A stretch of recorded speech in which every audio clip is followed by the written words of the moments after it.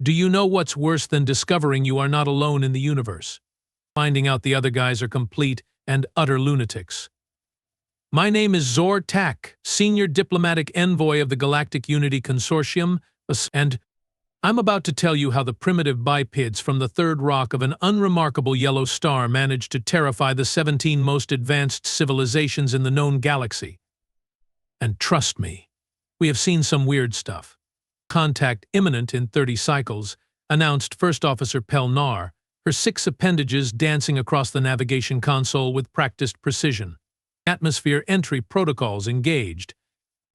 I straightened my ceremonial robes and checked my translator implant one final time. The Universal Diplomatic Corps had spent decades preparing for this moment. We'd observed the humans from a distance, cataloging their behaviors, languages, and bizarre customs. The decision to make official contact had been approved by all 17 Council worlds. It was supposed to be routine. Spoiler alert, it wasn't. Sir, Pelnar's voice quivered slightly. Our scans indicate unusual activity at the designated landing zone. I waved a dismissive limb. Expected, First Officer. The humans were notified of our arrival coordinates. They are likely preparing a welcoming committee. Pelnar's eye stalk swiveled in what I recognized as the universal gesture of skepticism.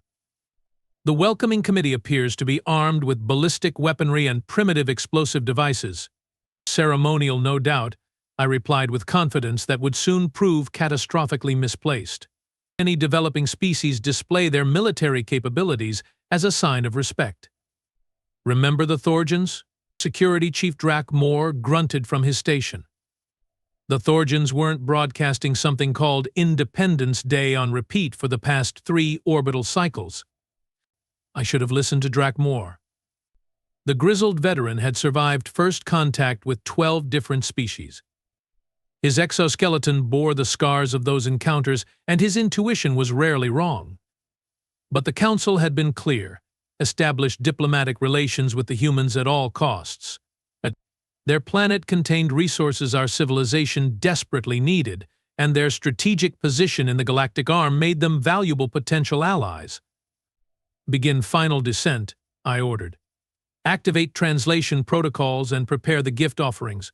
Our ship, the Celestial Harmony, was the pride of the Unity fleet, a sleek, crystalline vessel designed to inspire awe rather than fear. Its translucent hull shimmered with bioluminescent patterns meant to communicate peaceful intentions to pre-space travel species. We'd used the same approach successfully with 11 other civilizations. The humans, as we were about to discover, weren't impressed. Proximity alert, shouted Pelnar. Incoming projectiles. The ship shuddered as something exploded against our defensive shields. Are they shooting at us? I asked, genuinely perplexed. Drakmore barked a laugh that contained zero humor. Told you. They are launching primitive missiles, kinetic weaponry. Nothing our shields can't handle, but the intent is clear. There must be some misunderstanding, I insisted. Activate the external communication array. Let's talk to them. The main view screen flickered to life, revealing a human in what appeared to be a formal uniform adorned with colorful decorations. His face was set in what our xenobiologists had identified as an expression of suspicion. Alien vessel, the human said, his voice translated by our systems. You have entered United Earth restricted airspace. Identify yourself immediately. I stepped forward, spreading my upper limbs in the universal gesture of peace. Greetings, people of Earth. I am Senior Diplomatic Envoy Zor Tak of the Galactic Unity Consortium. We come in peace and friendship, seeking to establish diplomatic relations between our civilizations. The human's face remained impassive. Remain in your current position. Any attempt to descend further will be considered an act of aggression. But we sent notification of our arrival, I said, confusion evident in my voice. Through your radio telescopes. The mathematical sequences? The prime numbers? The universal constants? Your scientists should have decoded our message months ago. The human's expression shifted slightly. Stand by. The screen went blank. Pelnar turned to me, her chromatophores pulsing with anxiety. "Sir, I don't think they got the message." "Impossible," I muttered. "We have been broadcasting for over a full Earth year. Their primitive technology should have been sufficient to." "Sir," Drakmore interrupted. "Multiple aircraft approaching from all directions. Weapon systems active." Before I could respond, the communication screen reactivated. A different human appeared, older, with white facial hair and what appeared to be enhanced visual organs attached to his face. "This is Dr. Albert Weinstein, director of the Search for Extraterrestrial Intelligence program," the human said. "If you truly sent us messages, we never received them." My stomach sacs clenched. This was not in the protocol manual. Perhaps, I offered hopefully, your government intercepted our communications but didn't share them with your scientific community? Dr. Weinstein's face contorted into what might have been amusement. "You clearly don't understand how things work around here. If aliens had contacted us, it would have leaked to the public faster than you can say conspiracy theory." I glanced at our cultural database specialist, who was frantically scrolling through information. She shrugged all four shoulders in confusion. "Regardless," I continued, trying to salvage the situation, "we are here now. We represent 17 peaceful civilizations who wish to welcome humanity into the galactic community." 17? Dr. Weinstein's eyebrows rose. "There are 17 alien civilizations out there?" "Indeed," I replied, feeling a small surge of pride. "The Unity Consortium spans 3 spiral arms of the galaxy. We have been observing Earth for some time and believe your species is ready for official contact." "You have been watching us?" Another human voice cut in as a new face appeared on screen, a female with short dark hair and a uniform that indicated military authority. "For how long?" I hesitated. The truth was, we'd been monitoring Earth for nearly 200 of their years. Somehow, I suspected that wouldn't go over well. "It's sufficient period to determine your civilization's readiness," I said diplomatically. "That's not an answer," the military human replied coldly. "How long have you been spying on us?" Drakmore muttered something that didn't translate well but essentially meant "told you so" in his native tongue. "Perhaps we should discuss this after we land," I suggested. "We bring gifts and knowledge to share with—" "Negative," the military human interrupted. "You will maintain your current position while we assemble our international response team. Any attempt to land will be met with force." The communication ended abruptly. "Well," I said to my crew, "that could have gone better." Pelnar's appendages were frantically working the sensor arrays. "Sir, they are establishing a perimeter around our position. Multiple weapon systems are targeting us." "They can't possibly damage this vessel," I said with more confidence than I felt. "Our technology is centuries beyond theirs." Drakmore growled. "Permission to speak freely, envoy?" "Granted."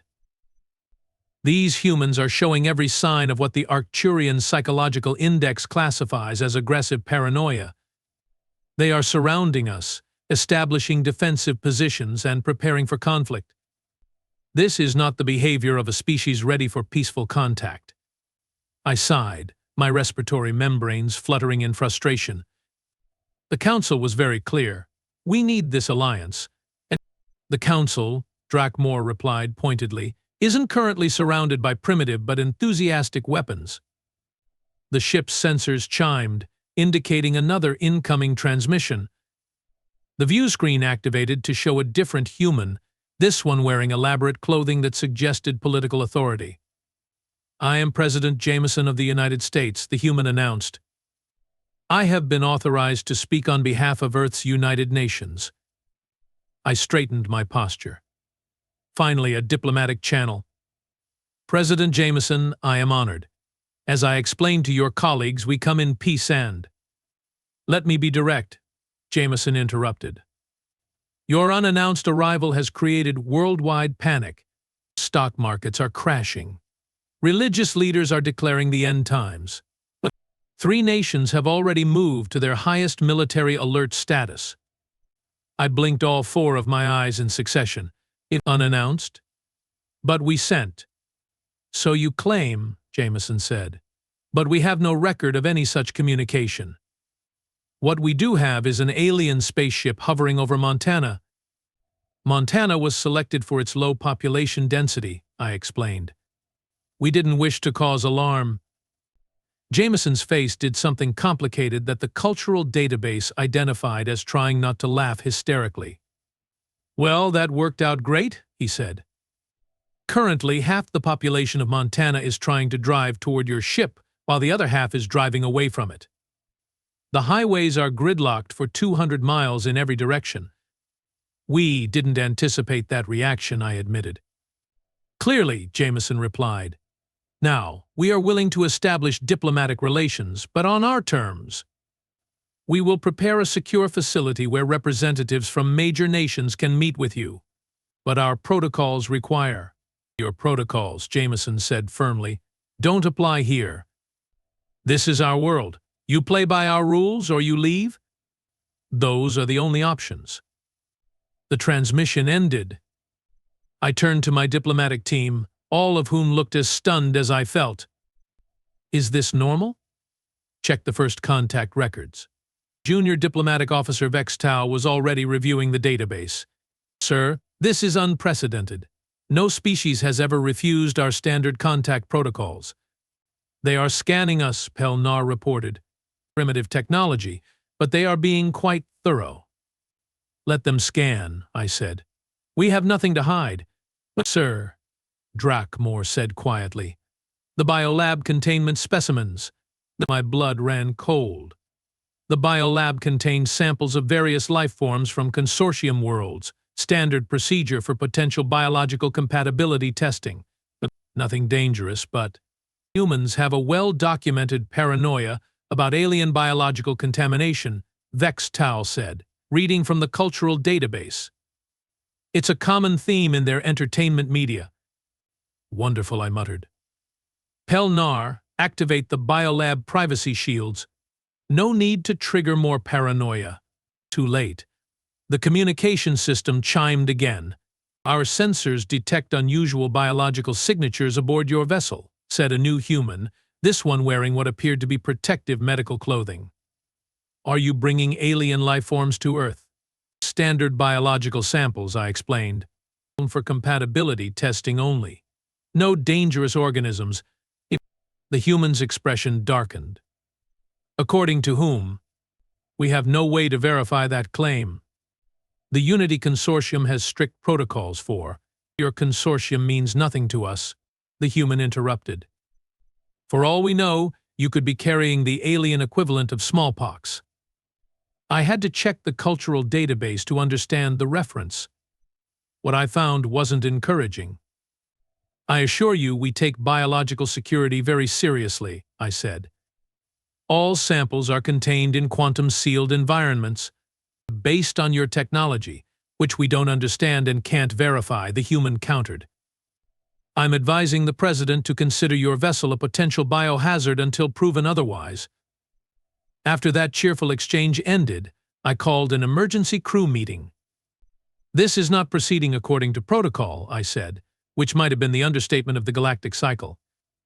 Vex Tau raised a tentative appendage. Sir, I have been analyzing their information networks. The humans are remarkably divided in their reaction to our presence. Explain, I said. Some are celebrating our arrival. Others are preparing for war. Some believe we are saviors. Others think we are demons. Their religious institutions are in turmoil. Their governments are fighting over who should represent Earth. Their military organizations are mobilizing and their information. Networks are spreading rumors faster than we can track them. Any consensus at all? I asked hopefully. Yes, Vex Tau said. Most of them want to know if we have come to conquer them. I sank into my gravity chair. That's absurd. Why would we travel across interstellar space just to conquer one primitive world? Drakmore cleared his throat. Sir, I suggest you don't ask that question during official negotiations. Based on human historical records, that's exactly what they would do. Fantastic, I muttered. A species that projects its own worst tendencies onto others. It gets worse, Vextal continued. They are obsessed with our technology.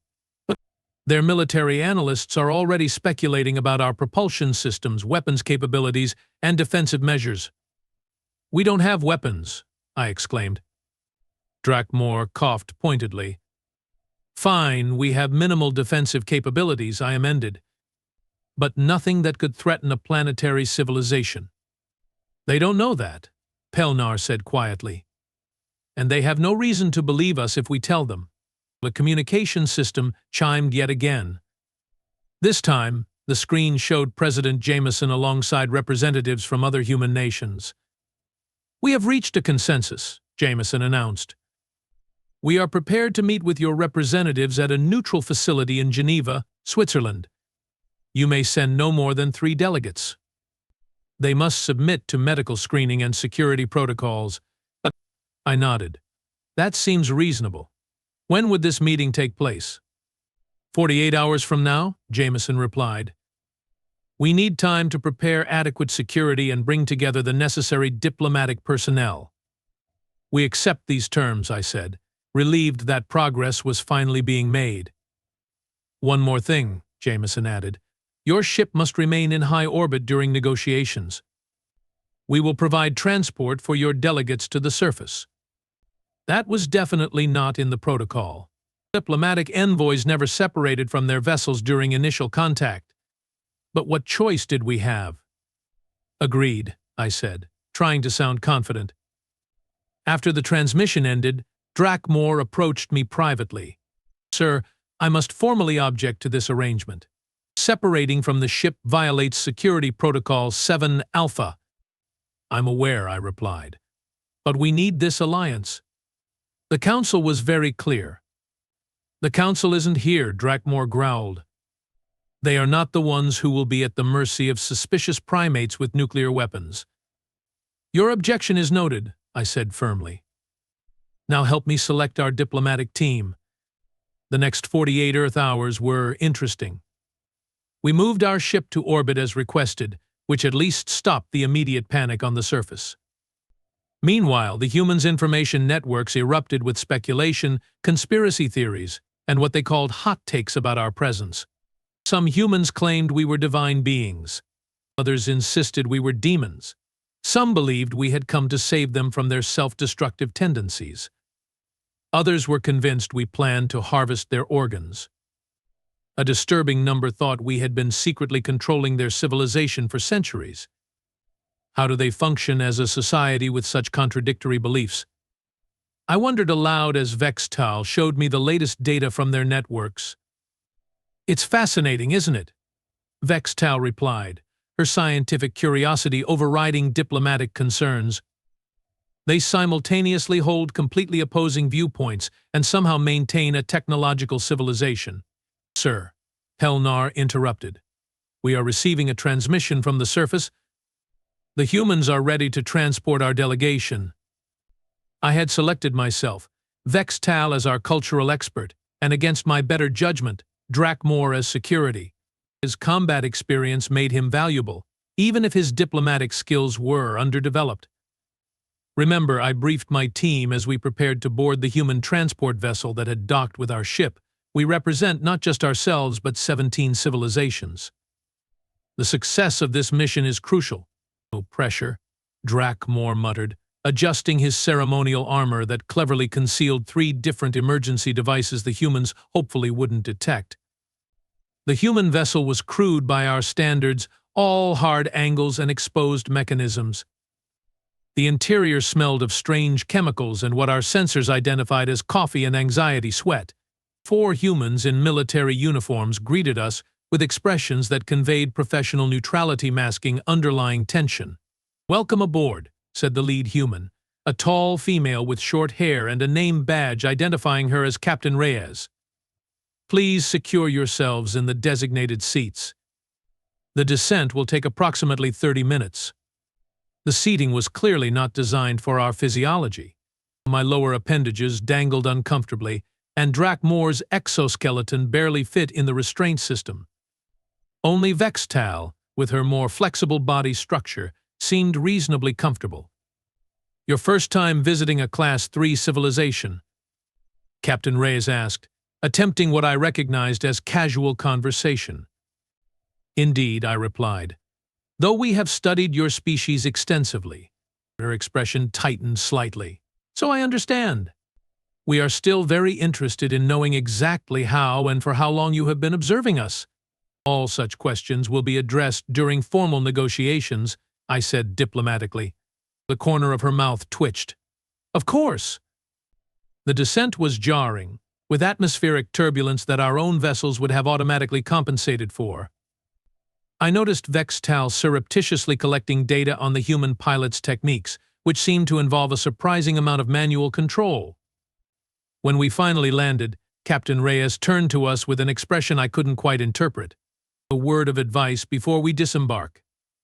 The crowd outside is enthusiastic. Some view you as saviors. Others are protesting your presence.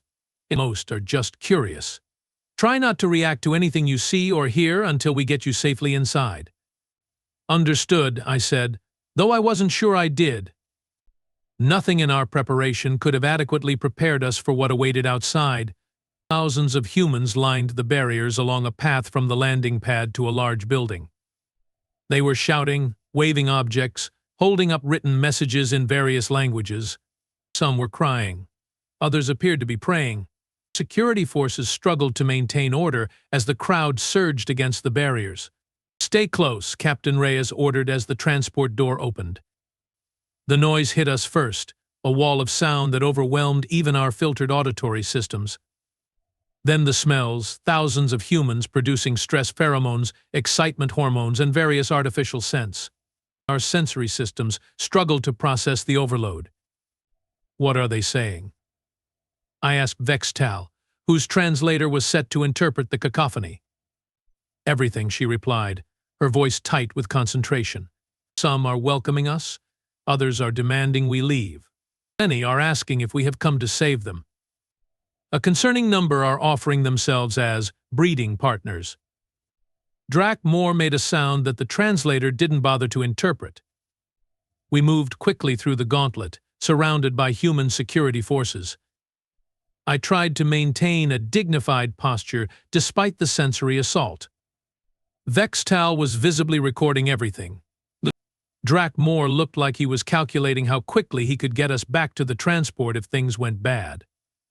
Finally, we reached the building and the massive doors closed behind us, muffling the chaos outside. Welcome to the United Nations Geneva Complex, said a human waiting inside. I am Secretary General Diop. On behalf of humanity, I apologize for the chaotic reception. No apology necessary, I replied, trying to regulate my breathing. First contact is always challenging. Diop's expression suggested he found my comment either amusing or concerning. If you will follow me, the delegation is waiting in the assembly hall. As we walked through the building, I noticed the extreme security measures. Armed humans at every intersection. Scanning devices pointed discreetly in our direction. Barriers that could presumably be activated to contain us if necessary. Your security is quite thorough, I observed. Yes, Diop replied simply. The assembly hall was an impressive chamber with concentric rings of seating facing a central podium. Representatives from dozens of human nations waited inside, their expressions ranging from open curiosity to barely concealed hostility. The representatives will remain in their seats, Diop explained. You three will be positioned at the central table. I will moderate the discussion. As we took our positions, I couldn't help but feel we were on trial rather than engaging in diplomatic negotiations. The sensation was not entirely inaccurate. Representatives of Earth. I began using the formal greeting we had prepared. I bring greetings from the 17 civilizations of the Galactic Unity Consortium. We come in peace and friendship, seeking to establish relations between our peoples for mutual benefit and the advancement of all sentient life. A murmur ran through the assembly. Before we proceed, said a human who was introduced as the representative from Russia, we have questions that must be answered. Why have you been observing our planet without our knowledge or consent? And so it began. For the next 6 Earth hours, we faced a barrage of increasingly suspicious questions. Why had we chosen this moment to reveal ourselves? What did we want from Earth? Were there other alien civilizations besides the consortium? Had we interfered in human development? What were our true capabilities? Did we pose a biological threat? I answered as diplomatically as possible, while Vextal provided cultural and scientific context. Drakmor, thankfully, remained silent except when directly addressed. We have much to offer humanity, I explained repeatedly. Medical knowledge, clean energy technology, faster-than-light travel, educational exchange. And what do you want in return? Demanded the representative from India. Partnership, I said. Cultural exchange. Eventually, Earth would be invited to join the consortium as equals. Eventually, noted the representative from Brazil. What conditions would need to be met first? Certain technological and social development milestones, I explained. Nothing beyond what you are already working toward. The questions continued, becoming increasingly pointed. It became clear that the humans suspected ulterior motives behind our arrival. Let me be direct, said the representative from China after several hours. Do you want our resources? Our water? Our minerals? No, I said firmly. The consortium has access to thousands of uninhabited worlds with abundant resources. Then why Earth specifically? Pressed the U.S. representative. What makes us special? I hesitated. The truth was complex. Earth was strategically located near a sector of space contested by a rival coalition. Having humanity as allies would strengthen our position. But explaining interstellar politics to a species that had barely left their own planet seemed unwise. Your species has shown remarkable adaptability and creativity, I said instead. Qualities the consortium values highly. More questions followed, many revisiting the same topics from slightly different angles, a technique I recognized as an attempt to catch us in contradictions. Finally, Secretary General Diop called for a recess. As the human representatives filed out, he approached our table. This is merely the beginning, he informed us. Tomorrow, technical experts will want to discuss specifics of your technology.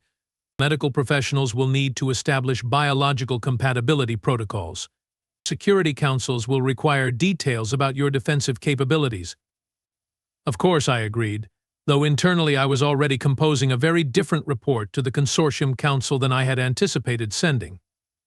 As we were escorted to our assigned quarters, luxurious by human standards but effectively a secure containment facility, Drakmor finally spoke. They don't trust us, he said simply. Would you, in their position? Vextal asked. No, Drakmor admitted. I'd have shot us down on approach. Thankfully, they showed more restraint, I said. This is just the beginning. First contact is always difficult, but we will establish trust over time. Vextal's communication implant chimed softly. Sir, I'm receiving an emergency transmission from the ship. My heart sank. Put it through. Pelnar's voice was tight with controlled panic. Zortek, we have a situation. Multiple human spacecraft have taken up positions around us. They are scanning our systems, particularly the biolab containment areas. Maintain defensive protocols, but take no aggressive action, I ordered. This is likely just precautionary on their part. There's more, Pelnar continued. We have detected unauthorized transmission attempts targeting our computer systems. They are trying to hack us? I asked, disbelieving. Affirmative. Primitive methods, but persistent. I exchanged glances with my team. This violated every protocol of diplomatic contact.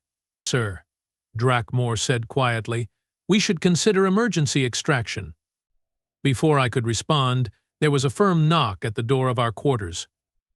Captain Reyes entered without waiting for a response. I have been instructed to inform you that tomorrow's negotiations have been postponed, she said, her expression unreadable. May I ask why? I inquired. New information has come to light that requires evaluation, she replied cryptically. In the meantime, you are requested to remain in your assigned quarters. We are being detained?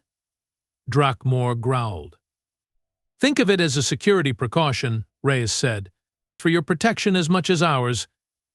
After she left, I turned to my team. What new information could they possibly have discovered? Vextal was already accessing the human information networks through our secure channel. Her expression grew increasingly alarmed as she scrolled through the data. Sir, she said finally, it appears a human research vessel in the Arctic region has discovered something problematic. Explain, I demanded. They have found evidence of a previous alien visitation, approximately 300 Earth years ago. My blood ran cold. That's impossible. The consortium's survey clearly showed no prior contact. The evidence suggests it wasn't the consortium, Vextal said quietly. The artifacts they have discovered share design elements with the hegemony, our rivals. The very reason we sought alliance with Earth in the first place. This complicates matters, I said, which might have been the second greatest understatement of my diplomatic career. Drakmor's expression darkened. If the hegemony was here first, then our arrival isn't first contact at all, Vextal finished. And the humans now have reason to believe we lied about everything. As if on cue, my communication implant chimed with an incoming transmission from Pelnar. Sir, her voice was tight with urgency. Multiple human weapons platforms are moving into attack position around our vessel. They are demanding we power down all systems for inspection. I felt the diplomatic mission unraveling around me. Centuries of careful preparation, undone in less than an Earth day. Sir, Drakmor said quietly, I strongly recommend we initiate emergency protocols. Before I could respond, the door to our quarters burst open. Human security forces poured in, weapons raised. By authority of the United Earth Security Council, announced a stern-faced human. You are hereby detained pending investigation into your true intentions and your relationship with the previous alien visitation. As they surrounded us, I realized the truth of the ancient diplomatic axiom that had guided the consortium for millennia: first contact is the easy part. It's what comes after that determines the fate of worlds. And based on the weapons pointed at us, humanity had already made their determination. Humans have a saying about things going from bad to worse. As a senior diplomatic envoy with over 63 standard cycles of experience, I can confidently say this understates the situation we now faced. There we were, the three of us, myself, Vextal, and Drakmor, surrounded by agitated humans pointing primitive but undoubtedly lethal weapons at our various vital organs. Our ship was effectively under siege in orbit. And somewhere in the Arctic, humans had apparently discovered evidence that our greatest rivals had beaten us to first contact by 3 centuries. As diplomatic missions go, this one was setting new records for catastrophic failure. But please remain calm, I said, raising my upper appendages slowly. There must be a misunderstanding. The only misunderstanding, replied the human commander, was our belief that you were being truthful with us.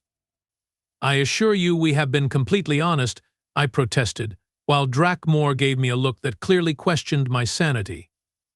If evidence of previous contact exists, we were unaware of it. Take them, the commander ordered, ignoring my plea. As we were escorted forcibly through the building, Vextal managed to whisper, the Celestial Harmony is preparing emergency extraction protocols. No, I hissed back. That would confirm their suspicions and potentially trigger a military response. Their military response appears already triggered, Drakmor pointed out dryly, nodding toward the increasingly heavy security presence around us. We were led to a different facility, one several levels below ground, with significantly more impressive security measures. The room they placed us in was clearly designed for high-risk interrogation, featureless walls, a single table bolted to the floor, chairs similarly anchored, and observation windows of some transparent material that likely concealed additional humans.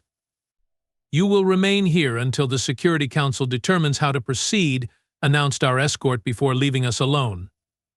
The moment the door sealed, Drakmor activated his personal scanner.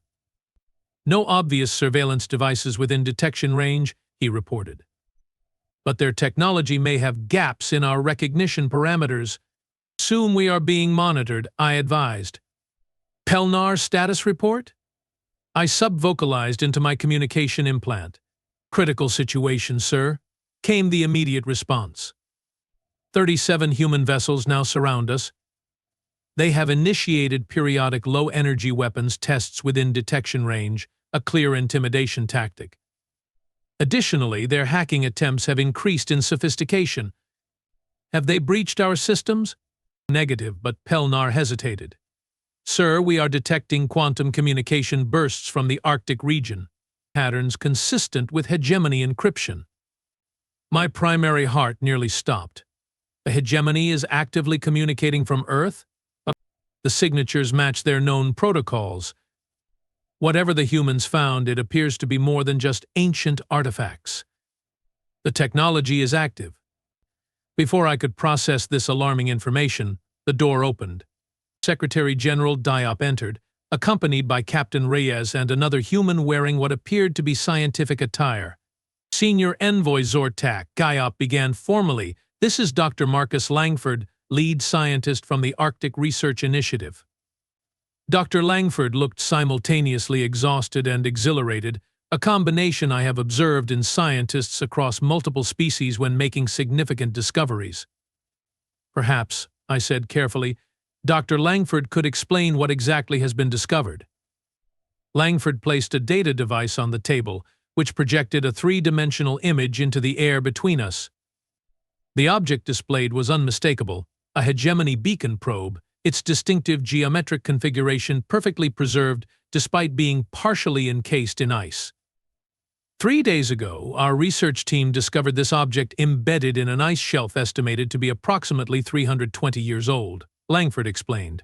Upon exposure to air, it activated. Activated? Vex Tau leaned forward, scientific curiosity momentarily overriding diplomatic caution. It began emitting signals, Langford confirmed. Signals we couldn't decode, but which our satellites detected as directed toward a specific point in deep space.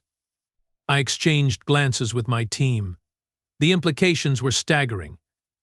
This technology, I said carefully, does not belong to the Unity Consortium. So you claim, Captain Reyes interjected. Yet its activation coincided almost exactly with your arrival in our solar system. That timing is unfortunate, I admitted. But I assure you, this device belongs to the hegemony, a different interstellar coalition with whom we have complicated relations. Complicated? Diop raised an eyebrow. Please elaborate. I sighed. This was not how first contact briefings were supposed to proceed.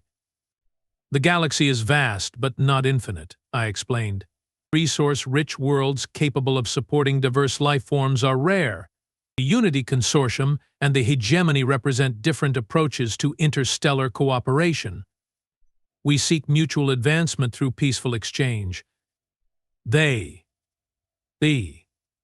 I hesitated. They what? Prompted Langford. They believe in a more hierarchical approach, I said diplomatically. Species are categorized according to their technological and biological advancement, with rights and resources allocated accordingly. And where would humans rank in this hierarchy? Diop asked shrewdly. I hesitated again. Based on your current technological development, relatively low. The room temperature seemed to drop several degrees. You were going to mention this when exactly? Reyes demanded. We had no evidence the hegemony had discovered Earth, I protested. Our preliminary surveys showed no sign of prior contact. Clearly your surveys were flawed, Langford noted. Or deliberately misleading, added Reyes. The hegemony excels at concealment, Drakmore spoke up for the first time. They often leave dormant technology on developing worlds, technology designed to activate when those worlds reach specific developmental milestones. Like achieving space travel? Or nuclear capability? Langford asked, his scientific mind quickly grasping the implications. Precisely, Drakmore confirmed. The beacon you discovered was likely programmed to activate when Earth reached a certain technological threshold. Coincidentally right when you showed up, Reyes said skeptically. Not coincidence, Vextal interjected. Pulsation. Our arrival likely triggered the beacon. Hegemony technology often includes proximity sensors calibrated to detect consortium vessels. Diop leaned forward. So this beacon is now signaling your enemies that you have found us. That would be a reasonable assessment, I admitted. Langford looked thoughtful. The beacon's signal pattern changed approximately 6 hours ago, became more complex, more urgent. 6 hours ago, Reyes noted, was when we began detailed scans of your vessel. The pieces were falling into place, and the picture they formed was alarming. The beacon isn't just announcing our presence, I realized. It's transmitting data about your interaction with us. The hegemony now knows that we have made official contact with humanity. And that's bad because? Diop prompted. Because Drakmor growled, they won't allow it. The bluntness of his statement hung in the air for several moments.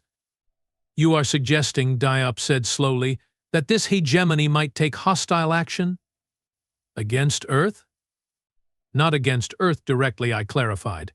Your protocols typically involve eliminating the contaminating influence, which in this case would be us, then approaching the developing species with their own first contact protocols. After eliminating any evidence of your existence, Drakmor added helpfully, including anyone who had significant contact with you, Vextal completed the grim picture. The humans exchanged looks that required no translation. How much time do we have? Reyes asked, her tone shifting from suspicious to pragmatic. I calculated quickly. Hegemony response protocols typically deploy within 72 of your hours from beacon activation. Given the signal modification 6 hours ago, we potentially have less than 3 days before hostile aliens arrive in our solar system, Diop concluded. This information changes everything. Indeed it did. Within an hour, we were no longer detainees but reluctant allies. The human leadership, after heated debate that we weren't privy to, decided that the Unity Consortium, despite our suspicious arrival, represented the lesser threat compared to the hegemony. Our ship was allowed to descend to Earth, landing at a remote military facility in what they called Nevada. Technical teams from major nations were assembled to begin immediate knowledge exchange focused primarily on defensive technology. Your weapons systems are minimal, observed General Hammond, the human military coordinator, with obvious disappointment as he reviewed our ship's specifications. The consortium prioritizes defensive rather than offensive capabilities, I explained. Our shield technology is significantly advanced. Can it be adapted to protect Earth? He asked bluntly. Pelnar, now serving as our technical liaison, looked doubtful. Scaling our shield technology to encompass an entire planet would require energy resources that Earth simply doesn't possess. What about smaller applications? Critical infrastructure. Military installations? Potentially, Pelnar conceded. With significant modifications. Then that's where we start, Hammond decided. Meanwhile, another team was analyzing the hegemony beacon, which had been carefully transported from the Arctic to the same facility.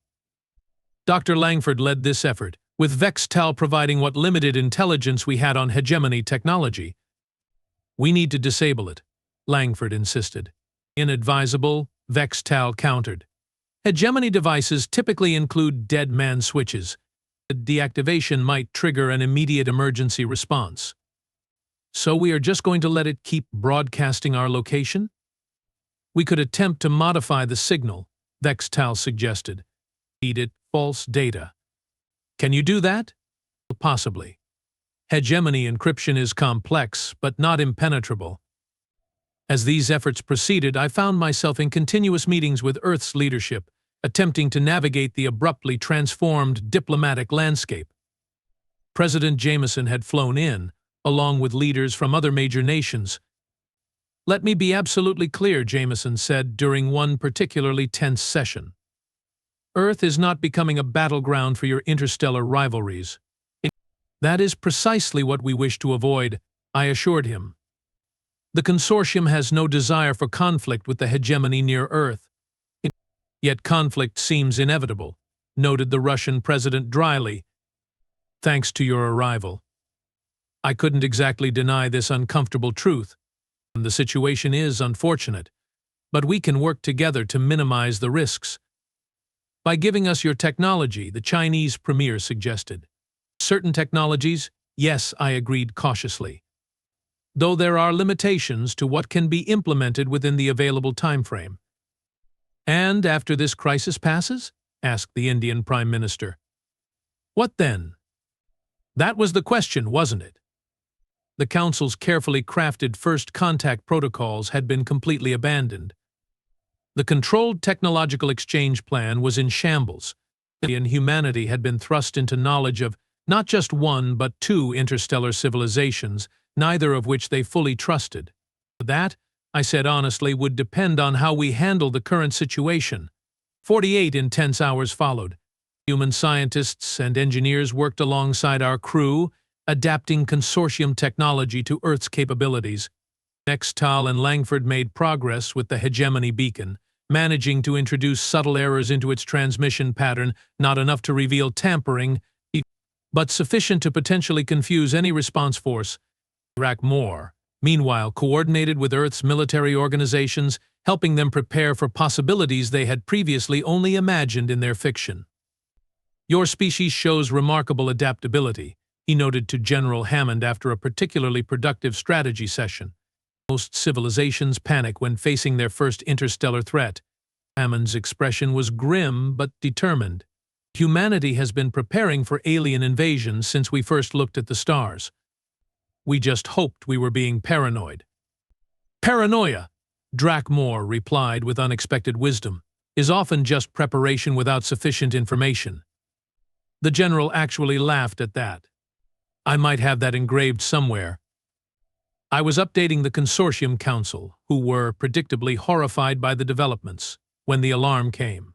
Multiple spatial distortions detected at the edge of your solar system, Helnar reported urgently. The configuration matches hegemony scout vessels. They had arrived early, whether due to closer proximity than we'd estimated or improved propulsion technology. The hegemony response force had reached Earth in just 67 hours. How many vessels? I asked, dreading the answer. 3 confirmed. Likely a standard reconnaissance triad of 3 vessels. Small by hegemony standards, but each potentially carrying enough firepower to devastate a pre-space civilization. And Earth, despite our crash course technology transfer, remained exactly that.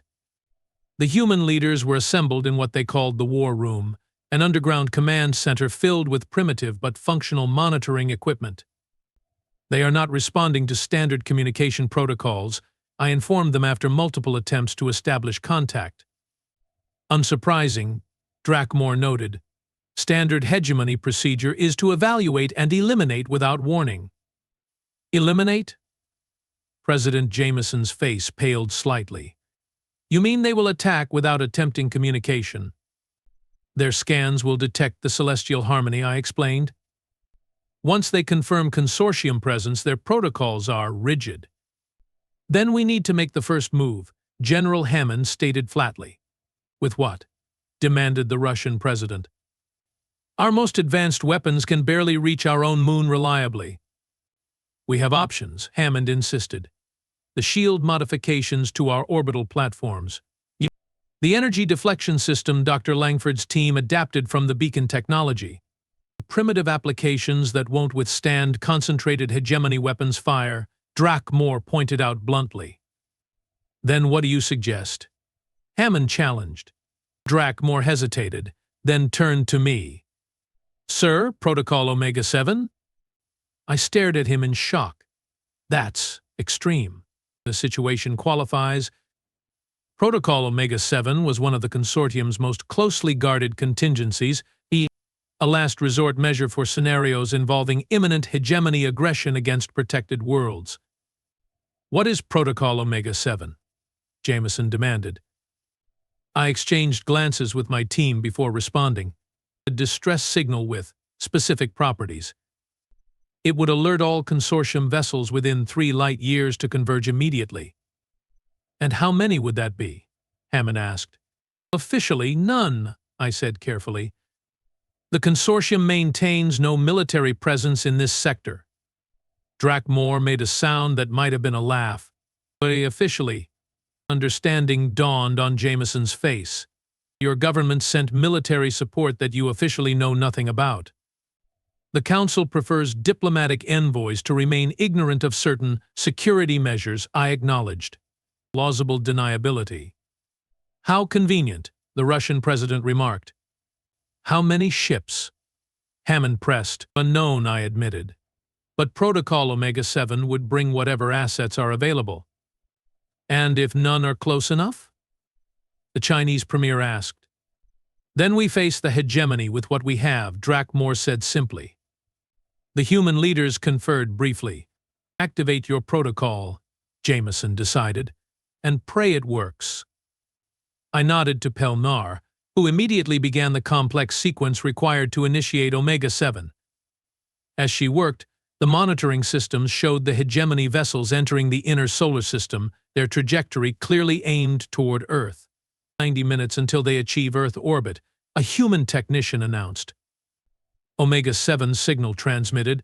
Pelnar confirmed. No immediate response detected. Tense minutes passed. The hegemony vessels continued their approach, maintaining communication silence despite repeated hails. Sir, Pelnar suddenly reported, I'm detecting unusual activity from the beacon. Dr. Langford was already reviewing the data. The signal pattern has changed again. It's pulsing. Countermeasure protocol. Drakmore realized. The hegemony detected our tampering. What does that mean? Hammond demanded. It means, Vextal explained grimly, that the beacon is now actively targeting the celestial harmony. It's painting us for weapons lock. Can you disable it now? Jameson asked urgently. Too risky, Langford and Vextal said simultaneously. Sir, Pelnar interrupted. The hegemony vessels have increased velocity. Estimated arrival now 43 minutes. The war room erupted in frantic activity as humans prepared their limited defenses. I found myself standing somewhat apart, watching these primitives face an existential threat with remarkable composure. Your species continues to surprise me, I said to Jameson, who had stepped away from the main console. How so? Most pre-space civilizations would be paralyzed with fear or religious hysteria when facing superior extraterrestrial forces. Yet your people are adapting. Jameson gave a grim smile. Humans are good at facing impossible odds. We have had plenty of practice with each other, a trait the consortium values, I noted, and one the hegemony would exploit. If we survive this, Jameson said quietly, we will need to have a long, honest conversation about humanity's place in your interstellar politics. Agreed, I replied. Though I suspect that conversation will be quite different from what my council originally envisioned. Sir. Pelnar's voice was urgent. Spatial distortions detected.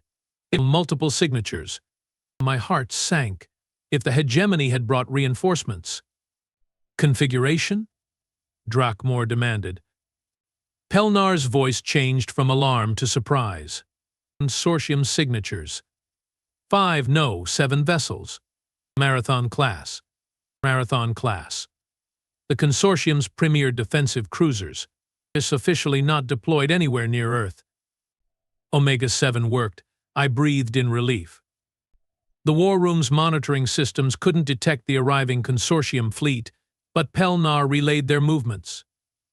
The 7 cruisers had emerged from subspace directly behind the hegemony vessels, catching them between 2 forces. The hegemony ships are altering course, Pelnar reported, breaking off approach to Earth. Are they retreating? Hammond asked hopefully. Negative, Drakmore replied, watching our tactical display. They are moving to engage our fleet. What followed was a space battle that humanity could neither see nor comprehend, a clash of technologies centuries beyond Earth's capabilities. The hegemony scout vessels were formidable, but outmatched by the marathon cruisers. The engagement lasted less than 20 of Earth's minutes. All hegemony vessels disabled, Pelnar finally announced. Consortium fleet reports minimal damage. They are securing the hegemony crews and request permission to enter Earth orbit. I looked to Jameson, who conferred briefly with the other human leaders. Permission granted, he decided, but limited to high orbit only. The next several hours were a flurry of activity. The consortium fleet commander, Admiral Teve Kor, joined us via holographic communication, expressing surprise bordering on shock at finding us in direct cooperation with the humans under such circumstances. The Council will be displeased, she noted privately. The Council's carefully structured protocols failed to account for hegemony interference, I replied. We adapted. Indeed. Her expression suggested professional admiration mixed with bureaucratic concern. Nevertheless, this represents an unprecedented acceleration of contact protocols. An opportunity rather than a failure, I suggested optimistically. Her skeptical look suggested otherwise, but she kept further opinions to herself. The hegemony beacon was carefully neutralized using consortium technology, then secured for further study. The captured hegemony vessels and their crews were transported out of the solar system to face whatever justice the interstellar accords prescribed. Finally, 72 hours after the crisis began, I found myself standing with my team in the same United Nations chamber where our disastrous negotiations had begun, facing a very different audience of human representatives. People of Earth, I began, on behalf of the Galactic Unity Consortium, I extend both apology and gratitude. The circumstances of our meeting were not what any of us anticipated. Secretary General Diop stepped forward. The question now is where we go from here. Your presence has irreversibly altered humanity's path. For better or worse, added President Jameson, we now know we are not alone in the universe, and that the universe is more complicated and dangerous than we imagined. I nodded acknowledgement. The consortium proposes a modified first contact protocol, and one that accelerates technological exchange in defensive capabilities while establishing cultural and scientific collaboration. And what happens when the hegemony returns? Asked the representative from India. As they surely will. They will find Earth protected by consortium security agreements, I assured them, and by humanity's own rapidly advancing capabilities. So we become a client state in your interstellar Cold War, noted the Chinese premier shrewdly. An ally, I corrected. One whose unique perspectives and abilities we value. And if we choose a different path?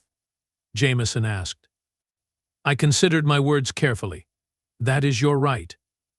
The consortium does not force relationships, but the galaxy has become smaller for humanity today. The knowledge of your existence is now in the records of two major interstellar powers. Isolation is no longer possible. The human representatives exchanged glances, a silent communication passing between them. We will need time, Diop finally said, to consider our options, to digest what we have learned, to prepare our people for this new reality. Of course, I agreed. The consortium fleet will maintain position beyond your moon's orbit as a precautionary measure only. The celestial harmony will remain as your direct contact point. As the formal session concluded, Captain Reyes approached me privately. You know, she said with a hint of the wry humor humans often display in serious situations when they said first contact would change everything. Well, I don't think anyone expected it quite like this. The universe, I replied, rarely conforms to expectations. So I'm learning. She hesitated. For what it's worth, I think we will accept your offer. Humanity has always been better at facing outward than turning inward. A promising assessment, I noted, though your leaders seem less certain. Politicians move slowly. People adapt quickly. She gave a slight smile. We were watching the stars long before we could reach them. Now we know what's out there, there's no going back. Later, aboard the Celestial Harmony, I composed my official report to the Consortium Council. The carefully crafted phrases and diplomatic language couldn't disguise the essential truth. First contact with humanity had gone spectacularly, catastrophically off protocol. Yet as I reviewed the outcomes, I realized something unexpected. The humans, despite their primitive technology and fragmented global governance, had handled the crisis with remarkable adaptability. They had moved from suspicion to alliance when faced with a common threat. They had absorbed shocking revelations about the wider galaxy without collapsing into chaos. Most importantly, they had demonstrated exactly the qualities that had drawn the consortium's interest in the first place: resilience, creativity, and determination. First Officer, I said to Pelnar as I finalized the report, add a personal recommendation. Sir, accelerated inclusion. Full membership status within 50 Earth years rather than the standard 200. Her eye stalks registered surprise. The Council will never approve.